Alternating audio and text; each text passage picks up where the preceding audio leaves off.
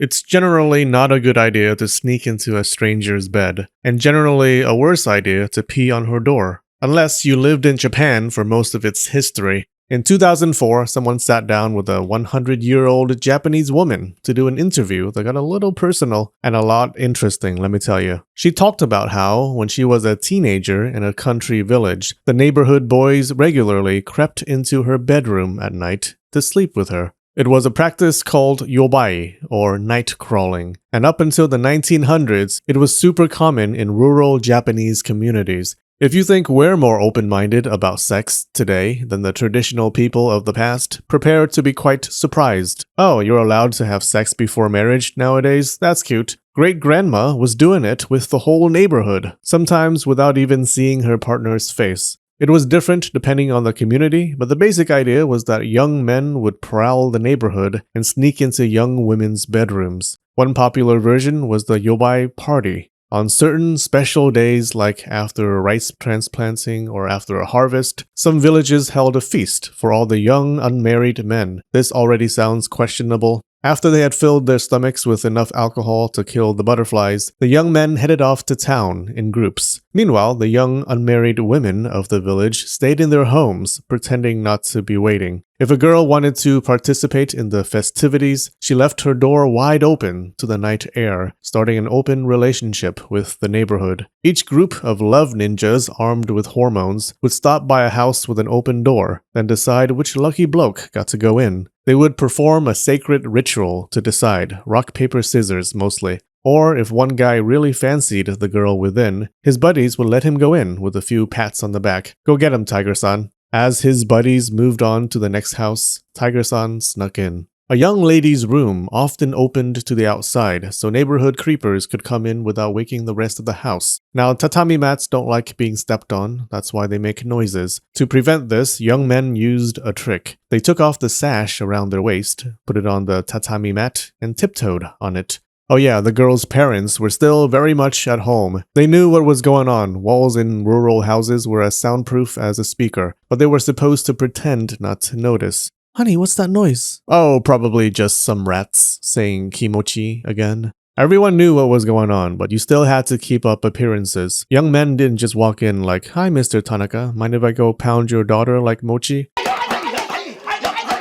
No, they crept in. A few shy lads may have covered their faces with cloth so the girl would not know who they were, and things would not get awkward at the market next weekend. These young ladies could consent or reject the guy, and if Romeo-san tried anything funny or violent, one yell would have brought dad barging in, shovel first, questions later. Most girls had only one visitor, but some adventurous types left the door open for one guy after another. Now, if you thought things have been wild so far, get a big load of this. While a couple was doing their business, it wasn't uncommon for other boys to put their ears to the house wall to listen to some bedroom ASMR. Even better, sometimes these night creepers would light a lamp and step into the house to watch. It was part of the fun. The young man was supposed to leave before dawn, making sure nobody saw him, but if he didn't, the consequences were serious. One man retold the story of a time he overslept. Politeness forced him to eat an awkward breakfast with the girl and her parents. Oof. Yobai was a way to date and to get to know each other a bit in bed. Many a night couple ended up getting married. Another flavor of Yobai was told by that old lady from earlier. Her name was Hatanaka Kamegiku. In her village, back when she was young, Yobai was not just something done on special occasions. It was casual and frequent. She said sometimes she would spend the night at a female friend's place. The boys often dropped by in the evening to hang out, talking and stuff, maybe some light kissing, but nothing more. However, if one of the boys wanted to chat more horizontally with the girl, he came alone at night. He still had to keep quiet, though, which made doors a real problem. They creaked. In this village, they closed the doors but kept them unlocked. One genius trick a young man could have used to silence the creaking sliding door, according to an interview with an older gentleman, was to piss on the bottom of the door. The pee also served a second purpose, apparently. The smell told other boys that the house had already been visited. Now, I suspect the gentleman they interviewed might have been having a bit of a laugh at the interviewer, but who knows? Whether this was genius or madness, I'm not sure. What do you think? Tell me in the comments. Anyways, Kamegiku said while she and her friends snoozed, a boy might sneak in and pull the blanket of the girl he liked. She immediately understood, and usually they would do their business while the other girls slept. Slept where? Between two massive quotation marks. Having 2 or 3 friends there probably eased a girl's nerves and gave her some safety. Girls definitely had the right to say no. The strongest evidence of this we can see in the tragic case of Toi Mutsuo in 1938. Mutsuo was a 21-year-old man who lived in a village that practiced yobai. He was a frequent yobaier, living his best stealthy life until tuberculosis came knocking on his lungs. The disease caused his night partners to reject him and even make fun of him. Eventually, Mutsuo snapped and figured he would die from his disease anyways, so he decided to kill a bunch of his neighbors.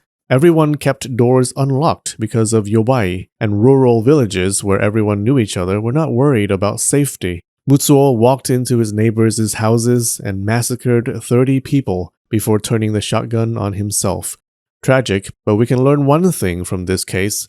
Women could reject a man pretty easily during yobai. For Toi Mutsuo and Hatanaka Kamegiku, yobai wasn't just an event for special days, it was a part of their day-to-day lives. Some villages were more kinky than others. The most free and open type of yobai allowed any man to visit any woman. Either of them could be single or married. Some places allowed only men from the same village to do it. At night, young men patrolled the streets to beat up any strangers from out of town creeping into their territory. Stricter communities forbade men from visiting single ladies, but they could visit widows or married women. In rare places, even women were allowed to do the creeping. Now, the plural of sex is pregnancy. How did they deal with that? Normally, parents decided who their children married. But if the girl got pregnant, boom, you're stuck happily ever after, kids. Congrats, and I'm sorry. Couples who really wanted to tie the knot could plan to get pregnant and force their parents to agree to the marriage. This often worked, but sometimes, if the girl's parents couldn't stand the guy, he peed on the door, honey! They might have given the bebe away to the man for the man's family to take care of, and if he had a wife, his wife would have had to take care of it. How cold was the dinner table in that household? Can you pass the salt? How about you learn to pass on the pussy? The frequent sleeping around among the young and the married resulted in a lot of single mothers and unwanted children, and probably many kids who looked nothing like their dads. But it didn't lead to a crisis of homeless single mothers and orphans. Rural communities were tight-knit and really seemed to cherish children. Single mothers and children often received support from their neighbors, and families were often willing to take in unwanted kids and raise them. Now, if you look at the number of communities that practice yobai in Japan, you'd find something weird. There was a lot more yobai in the southwest than in the northeast. What could be going on? Well, the structure of society in these opposite sides of Japan was different. Northeastern villages organized households into strict hierarchies. A village had several main families, each wielding a ton of power over its branch families. As you moved southwest, that hierarchy relaxed. Main and branch families were more equal and cooperative. What does this have to do with yobai? In a strong hierarchy, it's important to control the bloodline. Marriages were carefully planned. Having everyone sleep with each other freely and secretly would have made it harder to determine the child's father. Also, you didn't want the male heir becoming infatuated with some random girl he's not supposed to marry. So the Easterners stayed away from yobai. Meanwhile, the Westerners were like a White House chat group. They let anyone in. The noble class in the Heian period turned yobai into a marriage ritual. If a nobleman slept with a noble woman for 3 days, they became married. Courtesans in the pleasure quarters of the Edo period also borrowed from this custom. A high-class courtesan did not sleep with her client until the 3rd time they met. It wasn't until the Meiji period that the government banned yobai, calling it adultery, but we still found it practiced in some villages as late as the 1950s. And who knows, if you're a few villages deep in the countryside today and you listen hard enough, you might be able to hear the sound of urine splashing against a door. By the end of the interview, one thing became clear. Kamegiku missed the old days. She reminisced about a time when women were more sexually free, lamenting that nowadays it has become unacceptable for married women to have affairs. So with Yobai, unwanted children were still a problem. You can only give your neighbors so many. Fortunately, murder is always an option. Click here to see what they did with unwanted children and how not nice it was. We have some new patrons on Patreon today: Sunny, Andy Mirren, Cat Pingray, Cat Alde, 2 Cats, and Casey Lee. Thanks so much, you guys. Alright, I love you and spread the knowledge.